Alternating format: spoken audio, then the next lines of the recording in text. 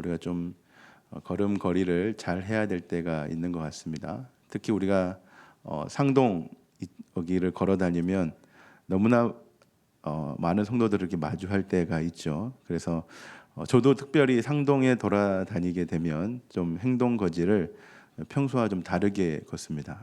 혹 어떻게 어떤 모습으로 마주칠 수 있을까라는 그런 생각으로 부담감을 가지고 이렇게 제가 거닐고 있는데 또 저를 아는 분이 우리 교회뿐만 아니라 저희 가까운 교회에서도 저를 아는 사람이 있더라고요. 저의 이름도 알고 있던데 그래서 제가 그런 게 알고 나서 더욱더 행동 거지를 잘하고 있습니다. 그런데 우리가 행동 거지를 사람들의 시선 때문에 하는 것이 아니라 우리가 누구 때문에 잘해야 될까요?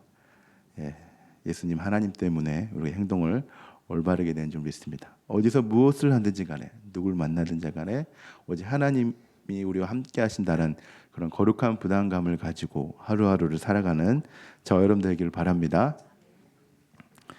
네, 오늘은 그 예수 우리들의 밝은 빛이라는 제목으로 여러분들과 말씀을 나누기 원합니다. 여러분 어둠 속에 있으면 그 어떤 것도 우리는 알 수 없습니다. 여러분 캄캄한 시골길을 한번 걸어 보신 적이 있으십니까? 뭐 다들 있으실 겁니다. 시골에 가면 또 이제 밤이 되면 밤하늘에 있는 별과 그 반짝거리는 반딧불을 볼 수 있습니다. 반딧불 최근에 본 적이 있습니까? 반딧불 축제 이런 거 말고 제가 저희 집이 하만이라서 하만에서 이제 제가 청년 때죠. TV를 보고 있는데 그 TV가 이제 TV 뒤에가 이제 유리였습니다. 저희 집이 앞에가 이제 유리 베란다 유리였는데 제가 TV를 보고 있는데 불을 다 끄고 보고 있었습니다. 그런데 TV 뒤로 반짝거리는 게 날아다녔습니다. 한 마리가 아니라 여러 마리가 TV 뒤로 이렇게 반짝거리면서 날아다니는데 그게 뭘까요? 반딧불이었습니다. 한 10마리 정도 되는 것 같습니다. 여러분 10마리 반딧불이가 이렇게 날아다니는 거 보면 정말 이쁩니다. 그래서 한 마리 잡았습니다. 집에 갖다 놓고 아침에 일어나니까 죽었습니다. 슬픈 이야기죠. 밤하늘에 떠 있을 때 너무 이뻤는데 그걸 계속 지켜보려고 유리통에 담아놨는데 숨 막혀서 죽은 것 같아요. 죽었더라고요. 여튼 이제 밤하늘에 이제 시골에 가면 그런 좋은 광경도 볼 수 있습니다. 그리고 이제 가슴속 깊이 시원하게 하는 공기들이 참 좋습니다. 밤 공기가 참 좋죠. 하지만 반대로 캄캄한 시골길은 생각보다 위험합니다. 어디서 무엇이 튀어나올지 모르고 길도 제대로 찾을 수 없습니다. 평온하였던 시골의 조용함은 아무것도 보이지 못하게 하는 답답함으로 혹은 변하게 됩니다. 저도 이렇게 시골에 운전하다가 갑자기 고라니가 튀어나와서 사고가 날 뻔한 적도 있습니다. 여러분 고라니 피하셔야 됩니다. 그 고라니 차로 부딪히면 큰일 납니다. 그래서 조심 안전하게 꼭 피하셔야 됩니다. 그런 적도 있어서 시골길의 밤은 참 뭐 좋기도 하지만 어느 때 우리에게 위협이 되는 요소들도 참 많은 것 같습니다. 그러므로 어둠과 캄캄함은 평소에 안전하게 보였던 모든 것들도 위험하게 만듭니다. 우리 자신도 좀 동일하지 않을까요? 밝은 빛에 있으면 뭐 내가 어떻게 생겼는지, 나에게 무엇이 묻었는지, 지금 내가 어떠한 상태인지 알 수 있지만 어둠 속에 우리가 있으면 우리는 우리 자신을 잘 알지 못합니다. 지금 나의 정확한 상태를 알지 못하게 하고 모르게 하는 것이 바로 어둠입니다. 그렇다면 여러분들에게 묻겠습니다. 여러분들은 지금 빛 가운데 있습니까? 아니면 어둠 가운데 있습니까? 너무 직접적이지 못한 질문인가요? 그러면 제가 이렇게 질문해 보겠습니다. 여러분들은 지금 오늘 본문에 의하면 주님의 자녀답게 살고 있습니까? 아니면 세상의 자녀답게 살고 있습니까? 우리는 당연히 주님의 자녀답게 살고 싶어 합니다. 하지만 저와 여러분들의 모습은 어떻습니까? 그렇게 살고 있으신가요?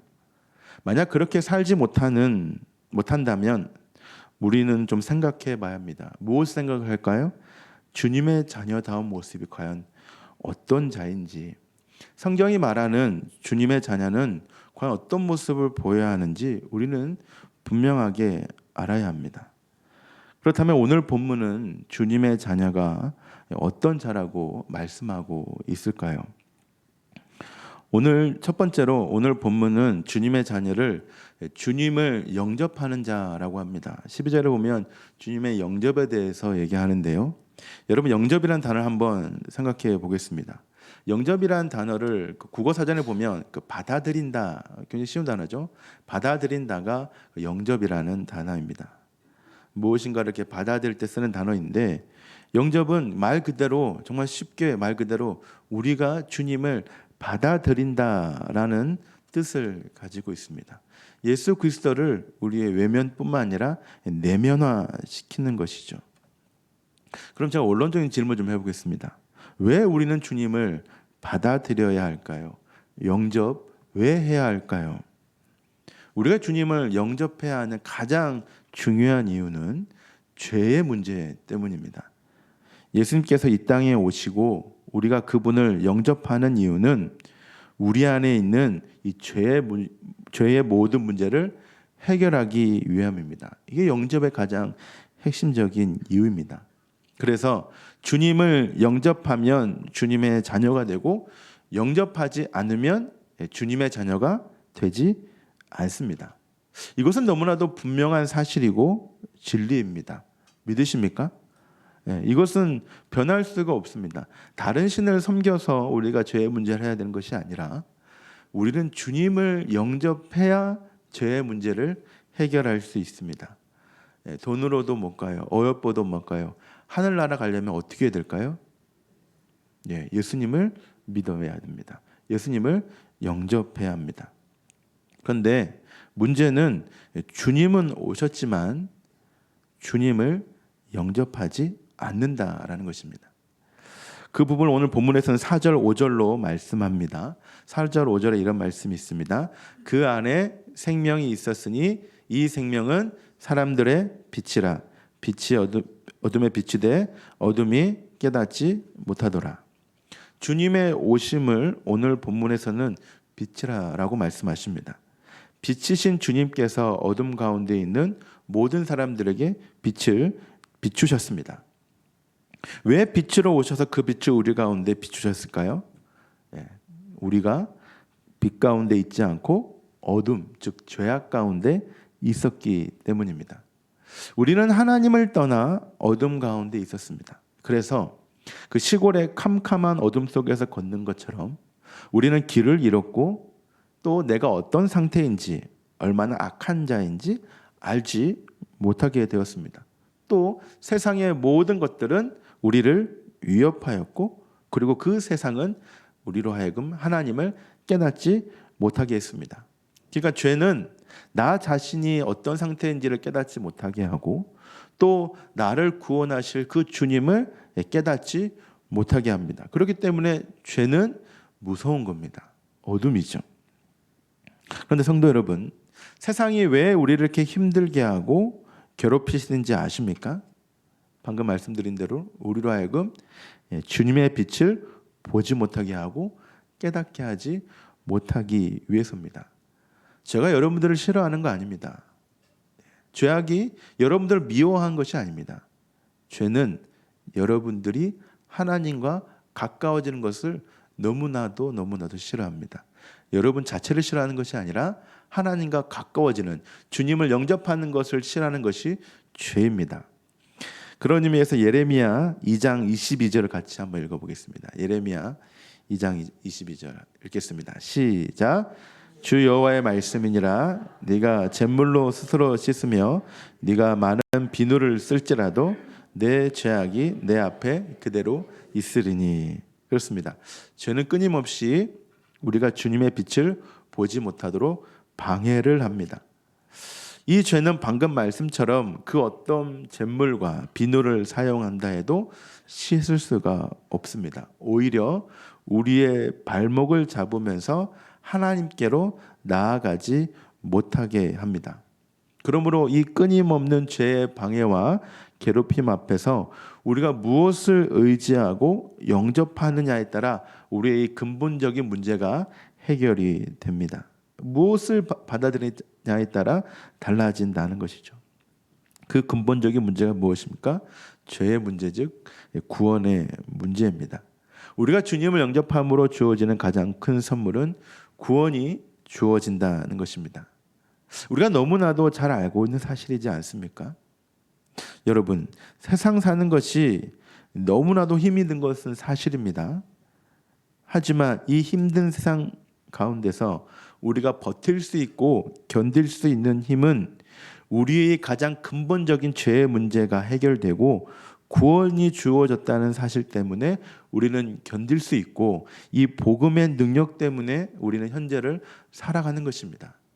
우리가 힘이 있고 재력이 있고 옆에 사람들이 있기 때문에 우리가 이 하루하루를 버티며 살아가는 것이 아니라 여러분들의 그 죄의 근본적인 문제가 해결되었기 때문에 우리는 그 하나님을 바라보면서 하루하루를 인내하면서 살아가는 것입니다.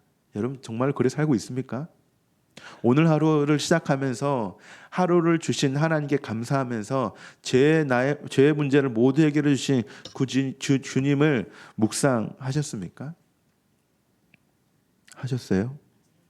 네. 저는 했을까요? 안 했을까요? 했겠죠.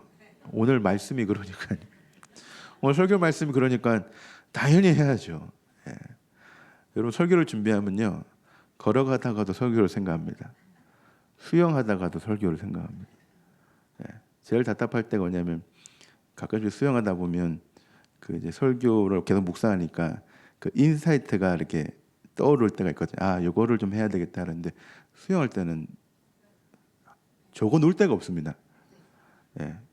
그래서 씻고 나오면 어디로 갔는지 사라졌습니다. 그런 적도 있습니다.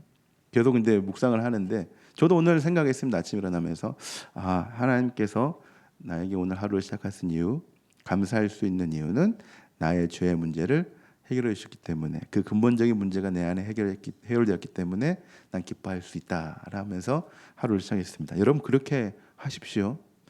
그것이 여러분들 제일 첫 번째입니다. 그런데 여러분들 롯의 아내가 왜 소금 기둥이 되었습니까? 왜 그랬을까요?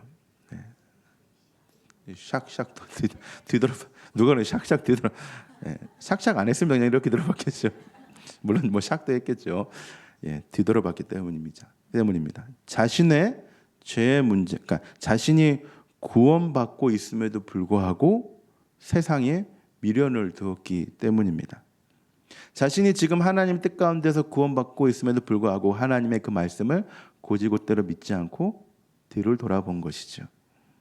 주님의 구원을 받았다는 이 은혜로 인하여 살아갈 수 있음에도 불구하고 그것에 만족하지 못한다면 우리 또한 소금 기둥이 될 수 있습니다. 삶이 힘들고 팍팍할 수 있습니다.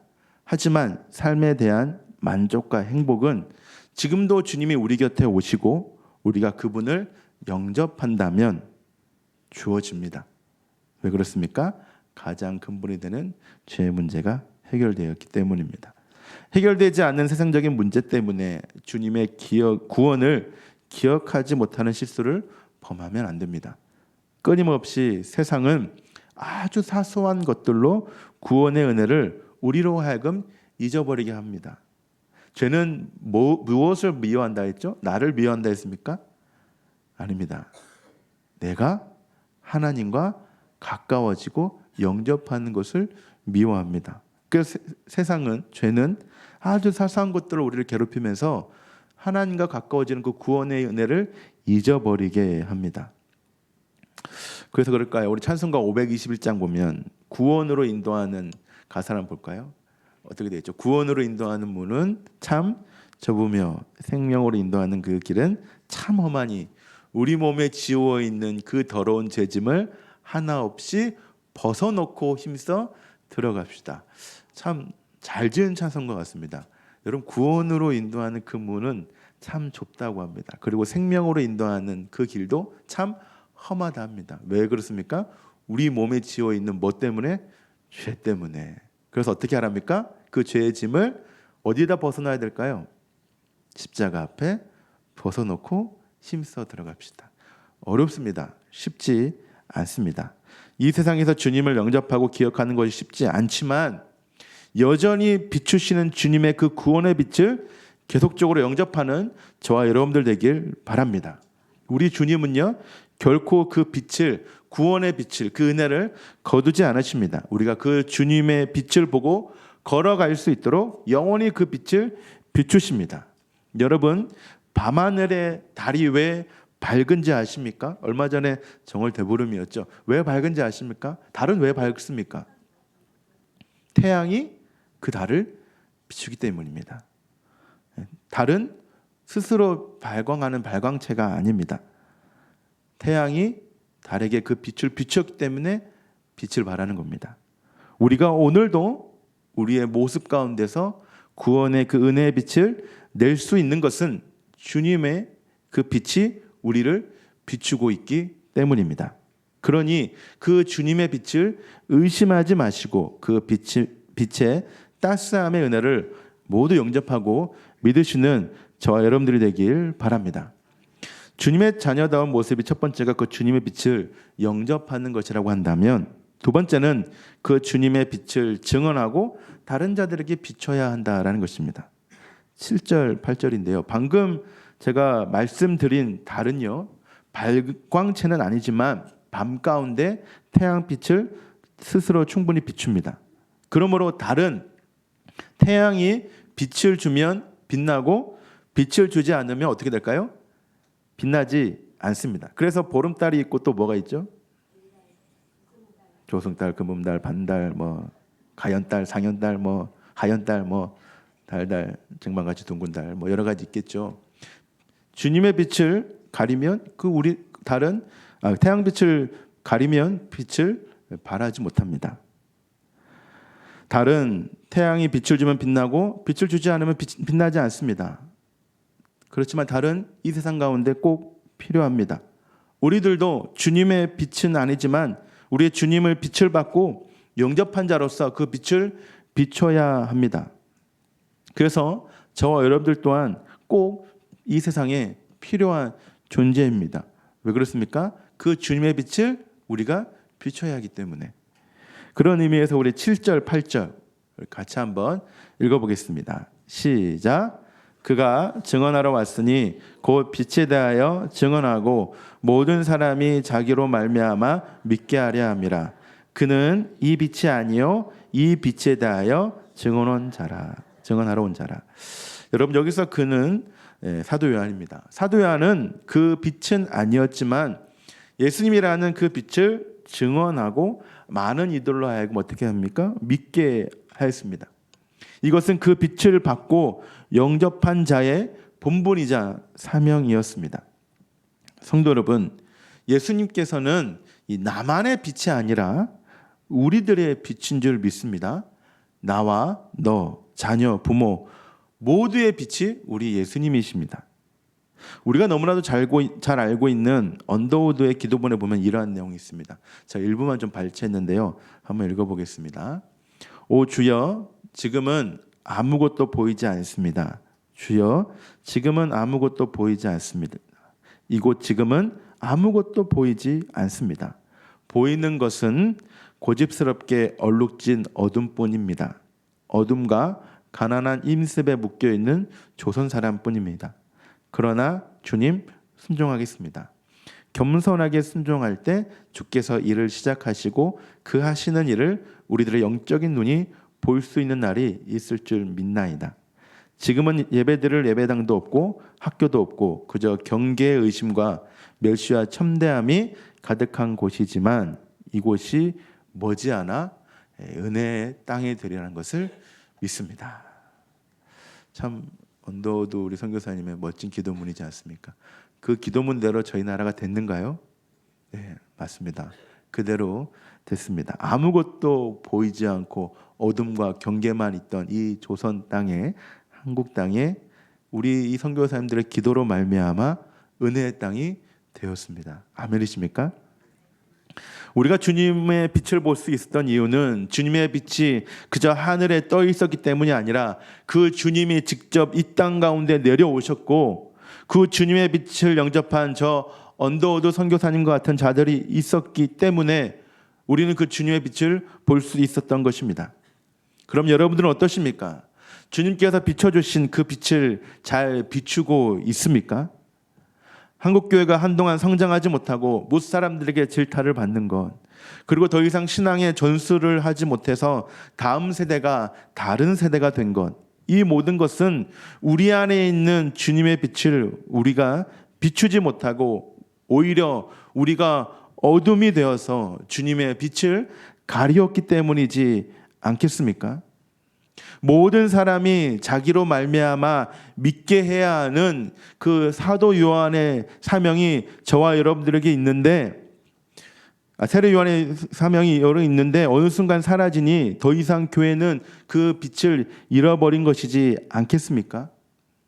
여러분, 교회가 그 빛을 잃어버리게 되면 교회는 세상에 빚을 지게 됩니다. 여러분, 참 묵직한 말이지 않습니까?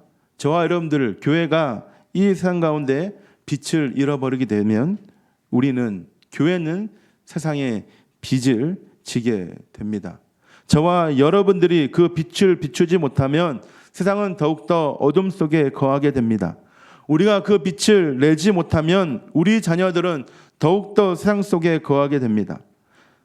여러분, 우리를 돌아봅시다. 저와 여러분들은 어떤 부모이고 또 어떤 자녀입니까? 영접하는 자, 곧 그 이름을 믿는 자들에게는 하나님의 자녀가 되는 그 권세를 우리는 가르치고 있습니까? 아니면 세상에서 으뜸이 되는 세상의 권세를 우리는 가르치고 있고 혹은 배우고 있습니까?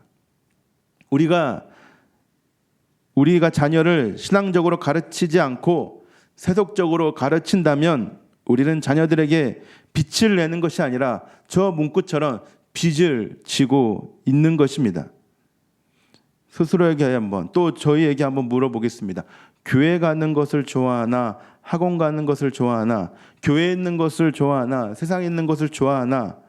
라고 우리가 자녀들에게 물으면 여러분들은 과연 어떤 대답을, 또 자녀들은 어떤 대답을 우리에게 하고 있습니까? 물론 우리 자녀가, 또 우리가 신앙 가운데 사는 것, 교회 가는 것 그렇게 가는 것을 좋아합니다. 하지만 왜 우리 입에서는 신앙과 교회에 대해서 말하지 않고 우리는 왜 자녀들에게 또 스스로에게 세상적인 것만 말하고 있을까요? 우리가 정말 자녀들이 또 손자들이 하나님을 따라가고 주님을 영접하는 자가 되기 위해서는 우리 입에서 과연 어떤 말이 나와야 할까요? 공부 열심히 잘해서 좋은 사람 되어야지라는 말이 계속 나와야 할까요? 아니면 정말 신앙을 가르치고 하나님을 말하고 성경을 말하는 그런 부모가 또 혹은 조부모들이 되어야 할까요? 여러분, 시간은 항상 우리에게 주어지는 것이 아닙니다. 시간은 항상 하나님의 시간표에 따라 제한적입니다. 시간이 계속 여러분들에게 주어진다고 생각하지 마십시오. 그러면 우리는 자녀들에게 빚을 지게 됩니다. 또 여러분들은 세상 가운데서 어떤 존재들입니까? 교회에서는 너무나도 좋은 신앙인이듯이 세상에서도 정말 여러분들이 너무나도 좋은 신앙인입니까? 교회의 모습과 세상에서의 모습이 다른 이중적인 모습을 우리가 보이고 있다면 과연 우리는 하나님의 주님의 자녀라고 할 수 있을까요? 과연 우리는 교회에서의 모습과 세상에서의 모습, 어떤 모습을, 동일한 모습을 보여주고 있습니까? 교회에서는 신실한 자이지만 세상에서는 신실하지 못하고 세상 사람들과 별반 다를 게 없다면 우리가 과연 주님의 빛을 비추는 주님의 자녀라고 할 수 있겠습니까? 여러분, 그렇습니다. 세상에서 빛을 비추는 것은 쉽지 않습니다. 어렵죠. 여러분들도 하기 싫어서 하지 않는 것이 아니라 이 일이 어렵기 때문에 못할 수 있습니다. 하지만 예수님께서도 이 땅 가운데 오셔서 죽으시고 부활하신 것, 예수님의 입장에서 봐도 이것은 쉬운 일이 아니었습니다. 예수님도 쉽지 않은 일이지만 그것을 감당하신 이유는 자기 백성이 하나님의 자녀가 되는 그 권세를 주시기 위해서 기꺼이 희생하신 것입니다. 설교 제목처럼 예수님이 우리들의 빛인지 아니면 예수님이 나만의 빛인지는 그 주님의 빛을 위하여 무엇을 그리고 어떻게 우리가 헌신하느냐에 따라 달렸습니다. 성도 여러분, 그런데 이러한 우리에게 너무나도 감사한 사실이 무엇인지 아십니까? 주님의 빛을 비춰야 되는 우리에게 그 거룩한 부담감을 가지고 있는, 하지 않아서가 아니라 하지 못하고 있는 우리에게 참 감사한 사실이 무엇인지 아십니까? 빛은 우리가 아니라 주님이라는 사실입니다. 우리가 어떠한 모습을 보여야 할지 고민하지 마시고 여러분들의 모습 가운데 계신, 또 여러분들의 마음에 계신 그 예수님의 모습을 보여주시기 바랍니다. 그리고 이러한 다짐을 우리가 좀 해봤으면 좋겠습니다. 유명한 기독교의 고전이기도 한데요, 예수님이라면 과연 이 가운데서 어떻게 하셨을까? 예수님이라면 어떻게 하실까라는 책을 보면 이러한 구절이 있습니다. 다만 그들이 한 것은 기도를 통해 예수님이라면 어떻게 하실까 하고 스스로에게 질문한 것밖에 없다. 아마 저 책을 보신 분은 아실 겁니다. 책에 나오는 사람들은 항상 고민을 합니다. 과연 이런 어려운 가운데서, 이러한 상황 가운데서 나는 과연 무엇을 해야 되나? 하지만 저게 나오는 모든 인물들이 하는 질문이 저겁니다. 과연 이 상황에서 예수님이라면 어떻게 하실까? 요한일서 2장 6절에 보면 이러한 구절이 있습니다. 세번역 구절인데요, 하나님 안에서 산다고 하는 사람은 예수님이 하신 것과 같이 똑같이 살아야 합니다. 여러분, 예수님께서 부모라고 한다면 자녀에게 무엇을 가르치셨을까? 예수님께서 친구를 만나셨다면 그 친구를 만나서 어떤 말씀을 하셨을까? 예수님께서 자녀라고 한다면 자신의 미래를 위해 무엇을 준비하셨을까? 여러분, 답을 미리 만들어 놓지 마시고 그분께 조용히 기도로 묻고 말씀을 듣고 보시면서 그 답을 기다리시기 바랍니다. 그리고 그 주님의 마음으로 그 주님의 그 빛을 따스하고 또 강렬하게 비추시는 저와 여러분들이 되길 바랍니다. 그리한다면 저와 여러분들의 안에 있는 이 주님으로 말미암아 그들이 주님의 자녀가 되는 권세를 누리게 될 것입니다.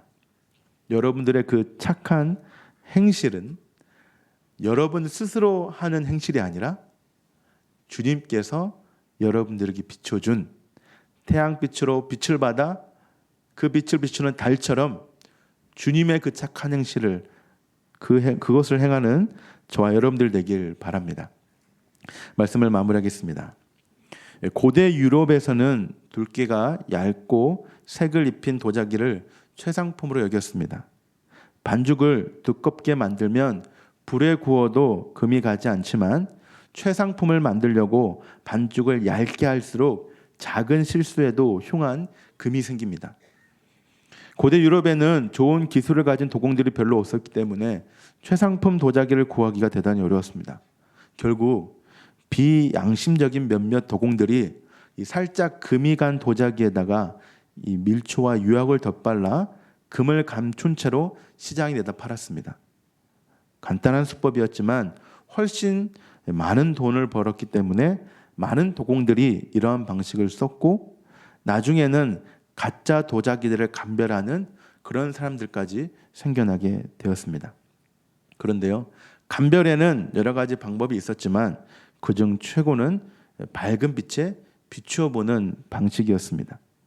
햇볕에 비춰 금이 간 자국을 확인하고 어느 한 군데에도 금이 가지 않는 도자기에는 시네케라라는 글귀를 세웠는데 태양에 비추어 확인해봤음이라는 뜻이 되었습니다. 그리고 훗날 시네케라는 라틴어로 진실이라는 단어가 됐습니다. 여러분, 세상은 가짜 도자기를 진짜처럼 보여주기 위해 밀초와 유약을 덧바릅니다. 하지만 이것은 가짜이고 눈속임입니다. 세상은 원래 이랬습니다. 세상은 진짜처럼 보이기 위해서 사람들을 항상 속였습니다. 사람을 속여서 자신들의 욕심을 채웠던 자들이 바로 세상입니다. 하지만 우리는 다릅니다. 우리는 시네케라, 주님의 빛을 그들에게 비춰서 또 주님의 빛을 우리가 받아서 우리가 진짜 주님의 자녀가 되었고 그들도 주님의 자녀가 되도록 우리는 부단히 노력해야 합니다. 세상은 빛이신 예수님을 책망하는 것이 아니라 그 빛을 보여주지 못하고 있는 저와 여러분들을 책망하고 있는 것입니다. 저와 여러분들마저도 진짜를 보여주지 못하면 이 세상은 전부 가짜로 가득할 것입니다. 어두운 길을 걸어가고 있는 자들에게 우리가 그 길을 더욱더 어둡게 만들면 안 됩니다. 그러므로 우리는 주님의 빛을 비춰야 합니다. 마태복음 5장 16절 유명한 구절이죠. 우리 같이 한번 마태복음 5장 16절 읽도록 하겠습니다. 없습니까? 우리 찾겠습니다. 우리 마태복음 5장 16절 너무나도 유명한 구절인데요. 같이 한번 읽어보겠습니다. 시작. 이같이 너희 빛이 사람 앞에 그들로 너희 착한 행실을 보고 하늘에 계신 너희 아버지께 영광을 돌리게 하라. 그렇습니다. 저와 여러분들의 말과 행동이 곧 주님의 모습입니다. 우리를 통하여서 갈등이 해결되고 우리를 통하여서 비전을 발견하게 되고 저와 여러분들 통하여서 주님을 영접하게 되는 그런 참빛의 모습이 저와 여러분들에게 있길 바랍니다.